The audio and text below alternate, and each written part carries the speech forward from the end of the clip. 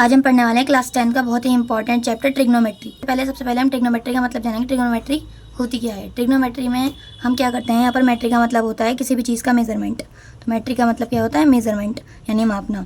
और ट्राइगोनो का मतलब होता है जिसमें तीन भुजाएं हो, 3 साइड्स हो, जैसे ट्राइंगल, यानी ट्राइंगल का मेजरमेंट। यानी हम ट्रिग्नोमेट्री में ट्राइंगल का मेजरमेंट करते हैं। तो इसमें हमें एक राइट एंगल ट्राइंगल की ज़रूरत होती है। आज हम राइट एंगल ट्राइंगल के बारे में जानते हैं। इसमें सबसे पहले क्या होता है, हमें एक राइट एंगल ट्राइंगल दिया होता है जिसमें एक एंगल राइट एंगल दिया होता है। इसमें 3 साइड्स होती हैं, एक हाइपोटेनस, एक परपेंडिकुलर और एक बेस। तो सबसे पहले हम हाइपोटेनस, परपेंडिकुलर और बेस देखेंगे कि इसमें हाइपोटेनस, परपेंडिकुलर और बेस होता क्या है। तो जो राइट एंगल होता है उसके जो अपोजिट यानी सामने वाली जो साइड होती है उसको हाइपोटेनस बोलते हैं हम हमेशा। यानी राइट एंगल के सामने वाली साइड को हम हमेशा हाइपोटेनस बोलते हैं। यानी ये वाली साइड इसमें हाइपोटेनस है।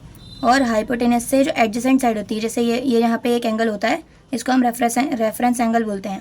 इस एंगल से जो 2 एंगल होती है, 2 एंगल में से एक तो हाइपोटेनस, एंगल के 2 साइड हैं, एंगल के इधर और इधर 2 साइड हैं, तो एक तो पक्का हाइपोटेनस है क्योंकि वो राइट एंगल के सामने है। और जो इस एंगल से दूसरी जो साइड है यही बेस होता है, इसे बेस कहते हैं।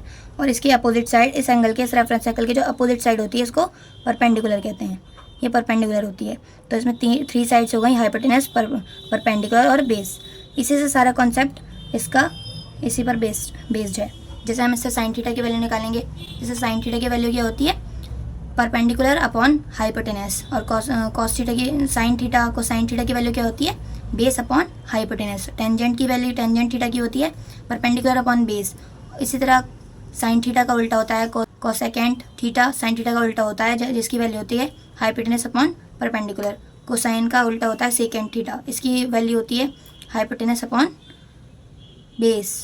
कोटेंजेंट की वैल्यू, कोटेंजेंट थीटा की वैल्यू होती है base upon perpendicular. Sine theta को इसे हम इतना पूरा नहीं लिखते हैं, इसको शॉर्ट फॉर्म में लिखते हैं। जैसे साइन थीटा को साइन थीटा लिखते हैं, कोसाइन थीटा को कॉस थीटा लिखते हैं, टेंजेंट थीटा को टेन थीटा लिखते हैं, कोसेकेंट थीटा को कोसेक थीटा लिखते हैं, सेकेंड थीटा को सेक थीटा लिखते हैं, कॉट टेंजेंट को शॉर्ट फॉर्म में लिखते हैं कॉट थीटा। इनकी वैल्यू हम ऐसे याद कर सकते हैं, इसको पीवीपी अपॉन एचएचबी लिख के। साइन थीटा की वैल्यू होती है परपेंडिकुलर अपॉन हाइपोटेनस, और इसका उल्टा होता है कोसेक हाइपोटेनस अपॉन परपेंडिकुलर। और कॉस थीटा की होती है बेस अपॉन हाइपोटेनस, इसका उल्टा होता है सेकेंड यानी सेक थीटा। और टेन थीटा की वैल्यू होती है परपेंडिकुलर अपॉन बेस, और इसका उल्टा होता है कॉट थीटा। इस तरह हम वैल्यू करेंगे। अब इसके बेस पर एक क्वेश्चन करेंगे। In a triangle ABC right angle at B, यानी हमें दे रखा है कि B एक राइट एंगल है। इसमें if AB is equal to 3, AB की वैल्यू हमें 3 दे रखी है, BC is equal to 4, BC की वैल्यू 4 दे रखी है, AC is equal to 5, AC की वैल्यू 5 दे रखी है। Find sine A, cos A और टेन C। हमें साइन A, कॉस A और टेन C फाइंड करना है। तो हमें सबसे पहले पता है कि राइट एंगल ट्राइंगल, यहाँ पर एक रेफरेंस एंगल होता है। राइट एंगल ट्राइंगल के सामने वाला रेफरेंस एंगल, यानी जो भी हमें एंगल दिया है, जैसे इसमें साइन A दिया है तो हमें रेफरेंस एंगल यहाँ पे A है, यहाँ पर रेफरेंस एंगल A है और यहाँ पर रेफरेंस एंगल C है। तो इसमें हमें दिया हुआ है कि अगर हमें सबसे पहले साइन A निकालना है, यानी हमारे पास साइन रेफरेंस एंगल A है, हमें ये एंगल दिया है रेफरेंस एंगल, तो यानी ये राइट एंगल के सामने वाली ये हाइपोटेनियस होगी। इसके लिए इस एंगल की ये हाइपोटेनियस होगी जब हम A के साइन A निकालेंगे, साइन A या कॉस A। और ये इसके बेस होगी, इस रेफरेंस एंगल से दूसरी जुड़ी हुई है एडजेसेंट लाइन, इसको बेस बोलेंगे। और जो अपोजिट है इसको बोलेंगे परपेंडिकुलर। तो इसके लिए हाइपोटेनस है, परपेंडिकुलर है, बेस है। तो सबसे पहले हम साइन A की वैल्यू निकालेंगे।